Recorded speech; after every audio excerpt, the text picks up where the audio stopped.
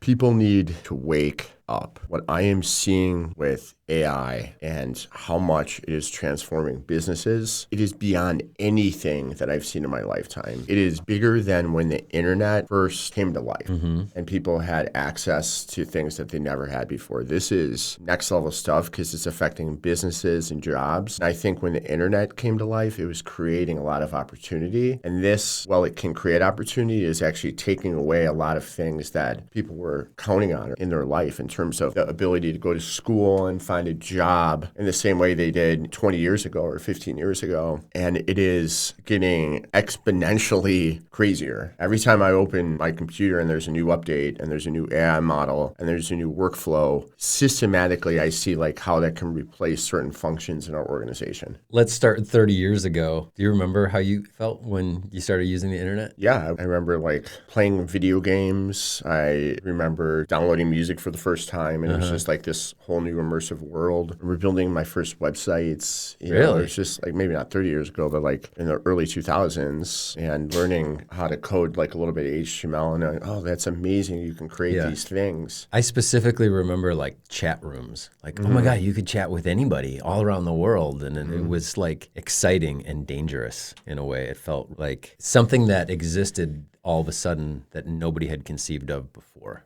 Right? I think that's what you're getting at. What AI is going to do is have that same kind of huge impact of a lot of people talking about this is what AI is and this is what it'll be able to do. And it so barely scratches the surface of how it's going to fundamentally change everything. I think that's your point of wake the fuck up now, because if you're not totally rethinking your relationship to yourself, to the world, to other people because of AI, whew.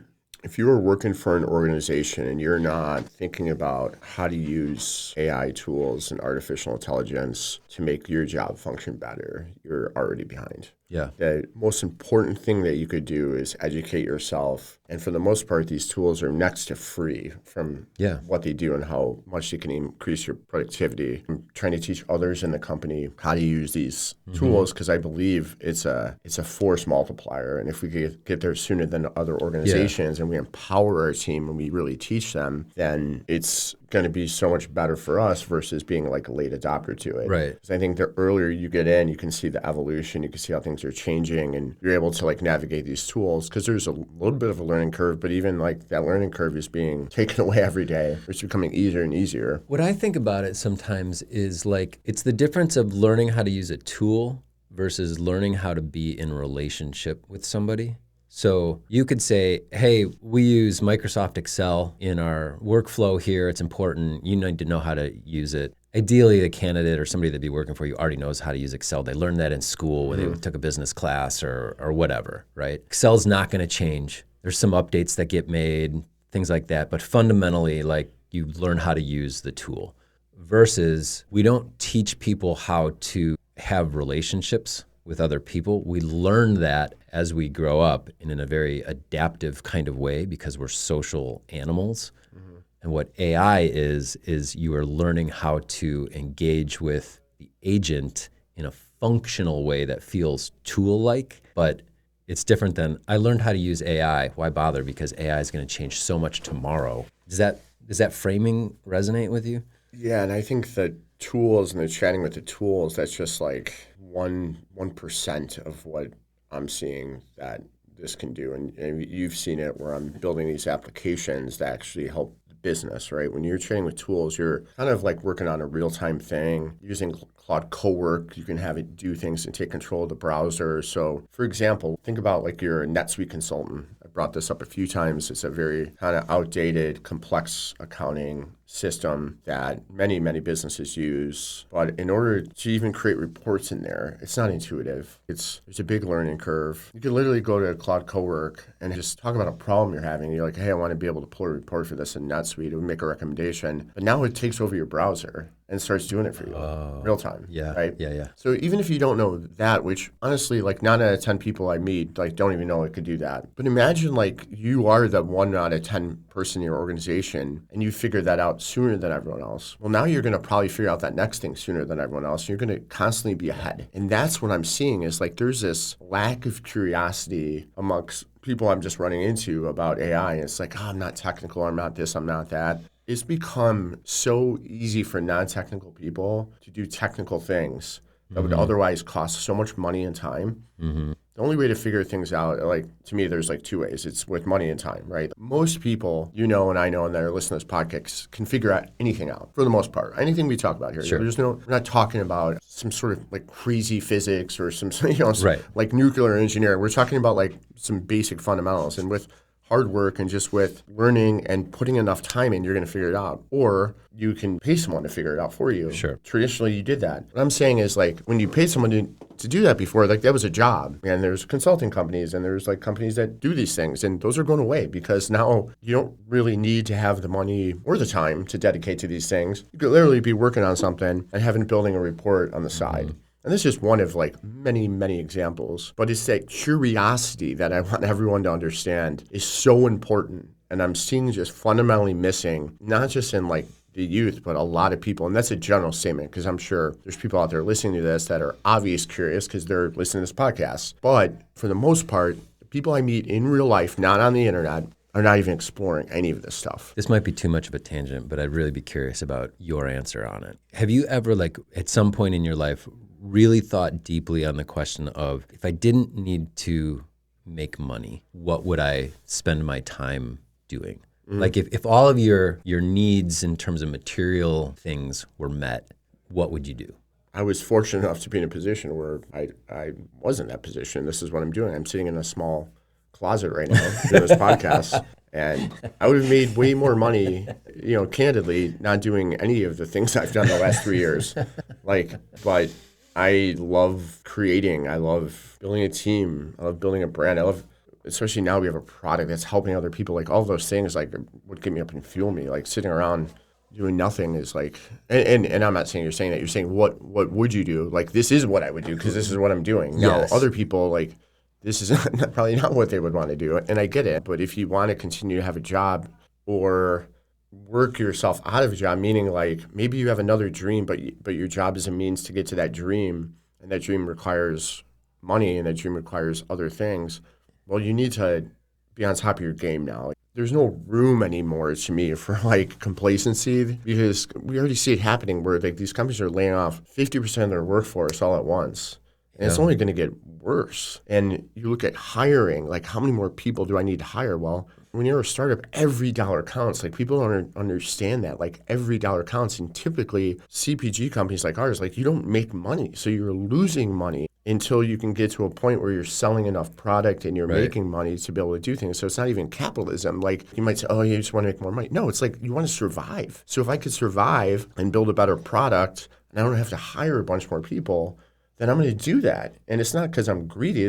No, I want to survive. I want to make sure that people here have jobs. Right. I want to make sure that I can be around in 5 years from now because the probability of a business to go out of business is extremely high. And 1 year it's high, and then 5 years is even higher, and then 10 years it's like unheard of. Yeah. Like, the odds are against you the whole time. So my point being is like if you're not on top of your game and you're not adapting to this stuff and learning, you are unemployable. The reason I ask that is because I think there's a way that it ties back to curiosity in some ways. And humbly, like when I've started to think about that question, it becomes really hard to break the framing of needs overall, right? Like, oh, well, what's the ideal kind of job that you would want is a very different question than what would I be spending my time doing if I didn't need anything materially from that, right? So the ways in which that opens up a certain kind of curiosity of I'm really interested in this. I would spend my time trying to figure out and learn more about that thing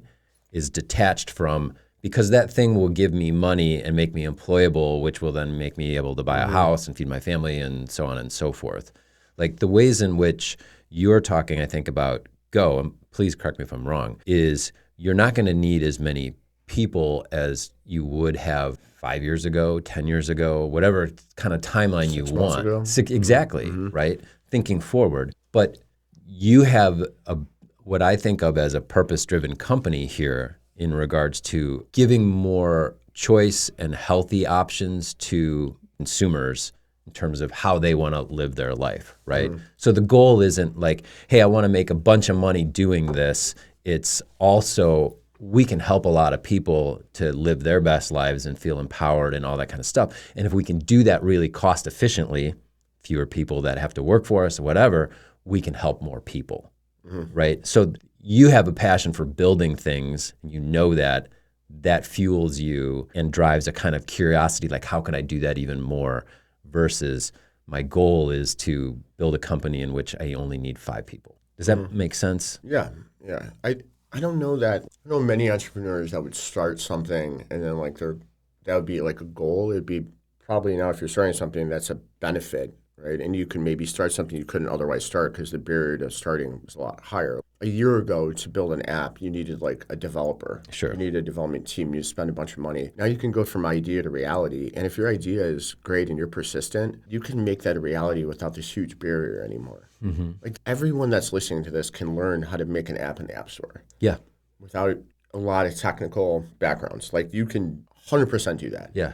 Is it going to be super easy today where you just like tell you want an app? No, you're going to have a shitty app. No one's going to look at it. But if that is your passion, what I'm saying is the barrier to get to that end desired outcome of whatever it is you're doing is so much smaller than it used to be because you used to be so dependent and have these blockers like I need capital for a development team. I need to figure X, Y, and Z out because I want to make music, so I need to book studio time. Well, there's even AI components that'll help you do that now. And whatever it is, the barrier to entry is so much smaller than it was. That said, the wake-up call to me is like if you don't have skills that are really specific to me, at least in this point, and I think some of those skills, like we talked about before this, over time, they could be consumed with AI too. I mean, there is the world over 10 years, like, it's scary to say, like robots are selling to other robots. Like, I don't know. I think that's 2 years away. Yeah, I mean, at the edge 100% cases. the data that is, things are much more quantitative and there's not this ambiguity or this qualitative, hey, you know, that guy's really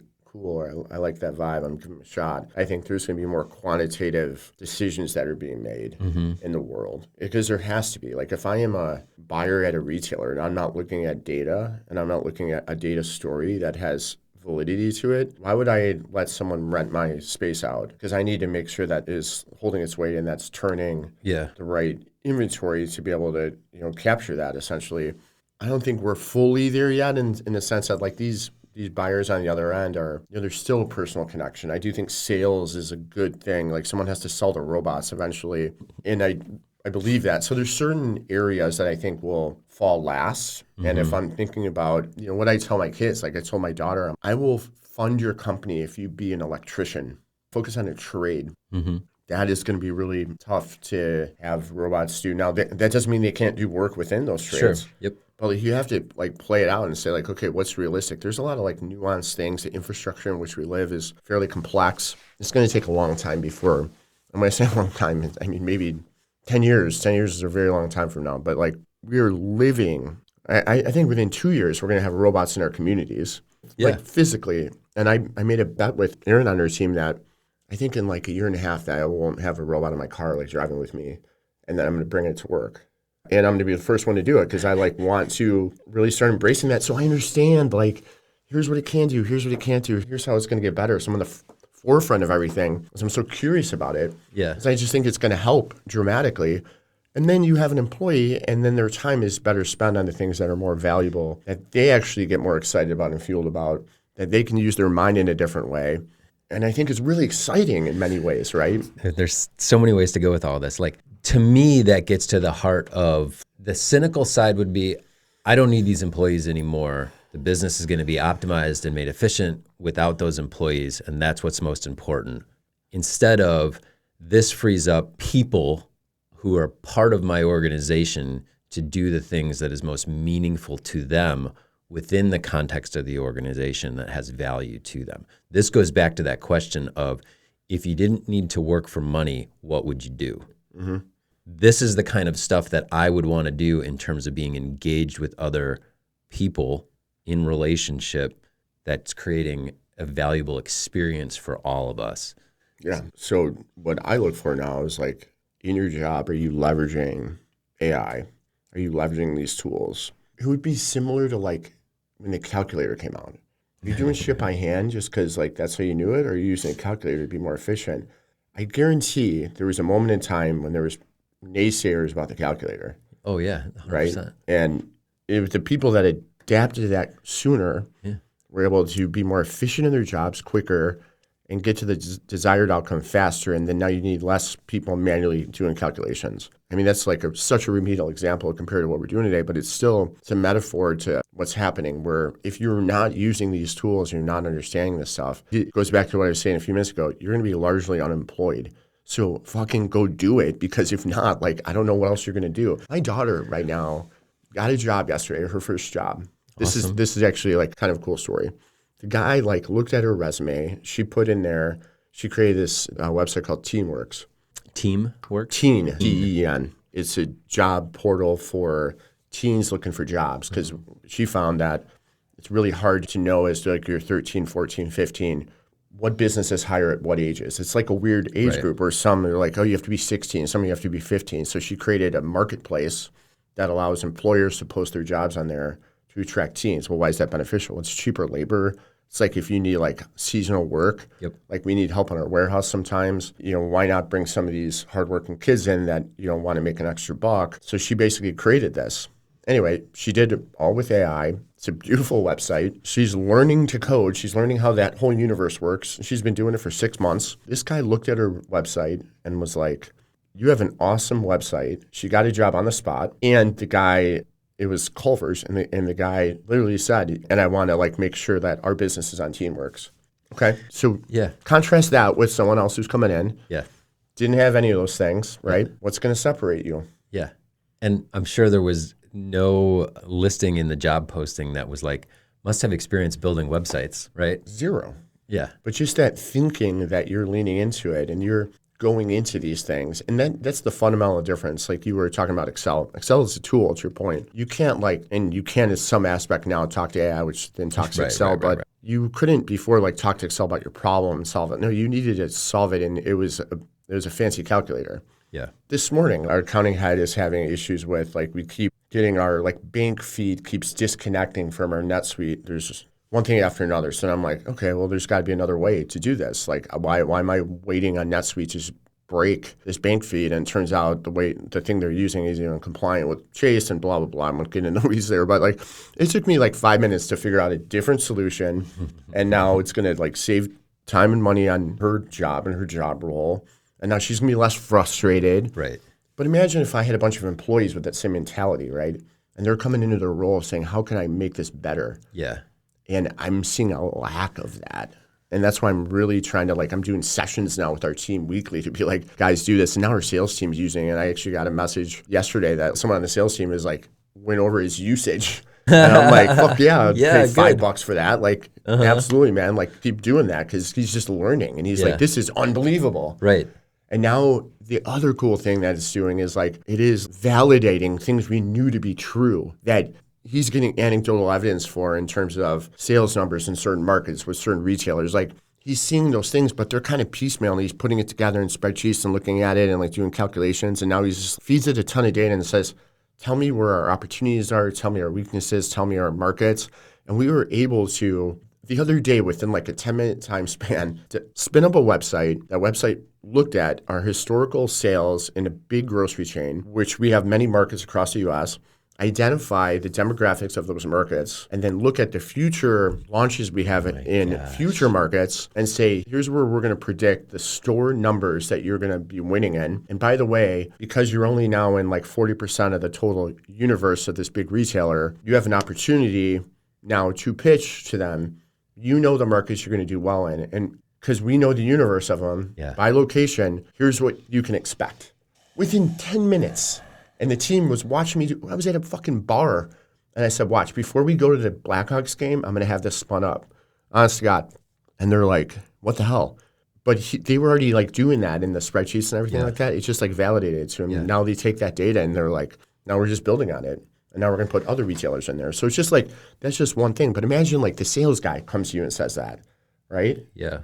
And they're coming to you with that and saying like, hey, I've been using these tools and check this out. You know that data story I told you? Mm-hmm. Boom, website, map, things flashing. Mm-hmm. And then you have this information that's now so compelling, and it's quantitative data, it's not qualitative. And you're leaning into that. And then you're like, okay, well, if I'm a buyer on the other side, the biggest risk that I have is like, okay, if I bring this product in, is it going to sell? You're saying, yeah, I have a very high confidence it is based on these historical numbers. Anyway, that's just one example of many, but like in every role, you can do that.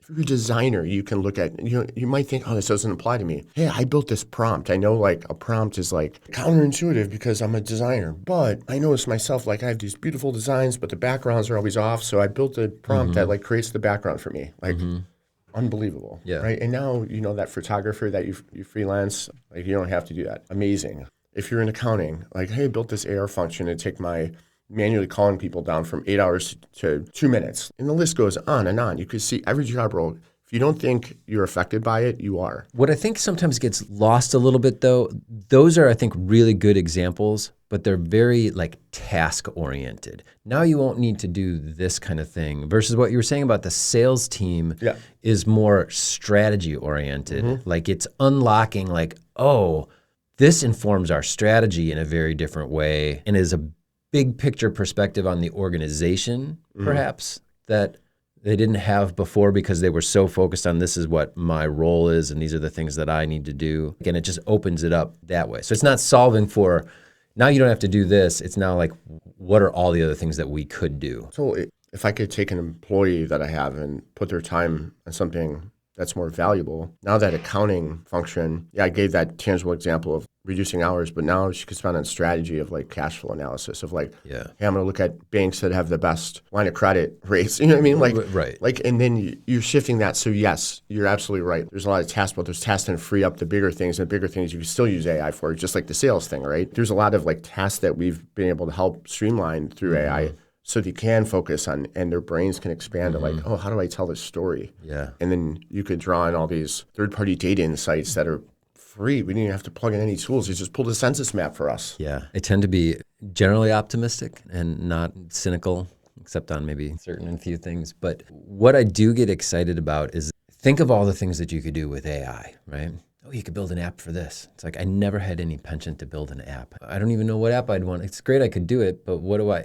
And I guess my point is that once you really start to think of, I didn't realize I had this want or this need, and now I can satisfy it. And so it becomes more impactful to my life because now I've accepted that it's a solution that I can give to myself, right?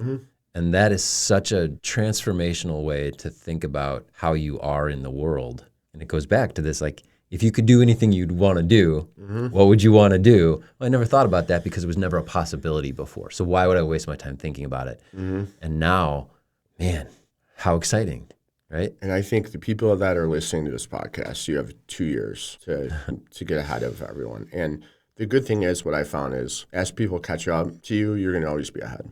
So you start now and you get ahead. And you get ahead, like, how do you do it? I would download Claude. I would download Claude Cowork, and I would just start playing around, experimenting, and push it. Ask it to organize your desktop first, and you watch it do it and be amazed and be like, what else can it do? Download a Chrome extension, have it control your browser, and ask it to do things that you'd have to do, like book a flight or like, just watch it. And it's not super fast, but it's going to get faster in time. And just start to think about, I wonder what else I can do with this. And then think about the thing that you're passionate about and that you want to really lean into, to your point, that you never really had the opportunity to because the barrier to build an app was so great.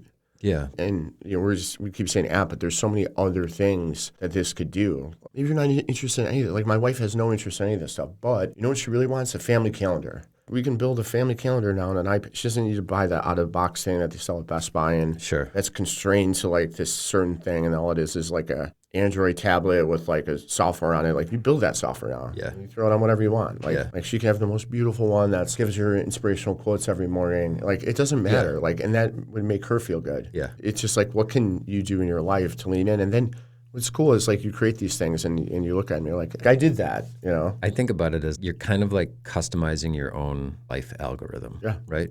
Like you're so used to, Netflix recommends this show for you. And you're like, oh, that's great. I've never heard of this show. I like it before. Spotify all the time. I love Spotify so much. Like I discover so much music that I wouldn't ever have known about. And if I could take all of the things that I ever interact with and create the personalized algorithm, and everybody could do that. And it's not an app. It might kind of work like an app, but eventually it's an agent. Even the Chrome extension browser, like you said, it's going to get faster. It's going to get totally unnecessary. Like, why would AI need to work on a browser interface? That's only so you can watch it do it. Eventually, it's just going to talk to American Airlines, United, book your shit 100%. right for you, and you're never going to see how it works because why would you care? Why would you care? Yeah, I mean, apps fundamentally go away, I believe. Like, there's no reason for them. There's no reason for a browser. There's no reason for this stuff. No reason for the internet. For it to, like, I mean, it's right. It's going to change, but like, in order to see that change coming, you have to understand like where we're at today and where it's going. Yeah. So no fucking excuses. Like, you have time. Like, if you're on the toilet, take out the fucking app on your phone and download Claude, download ChatGPT, download whatever, Gemini, and start playing around. Like, this notion of we don't have time is like a complete joke because we have these computers that are more powerful than anything we had ever in our pockets. Like, Mac just came out with a laptop. You know what the laptop's powered by? The iPhone. Like, literally, it's the iPhone chip is powering a full Mac laptop now.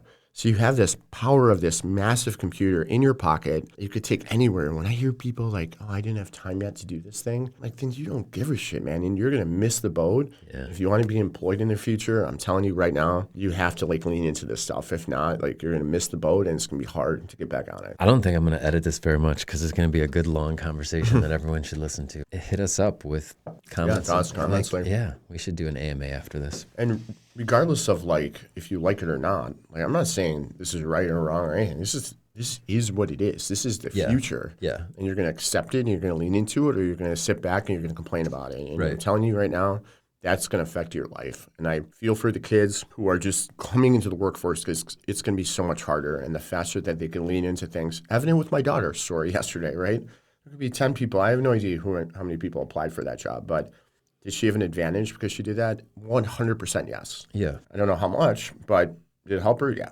So I would really do some self-examination and really push your kids, if you have any, or your friends, your family, anyone who's stuck, to really lean into this stuff. Yeah. Good. All right.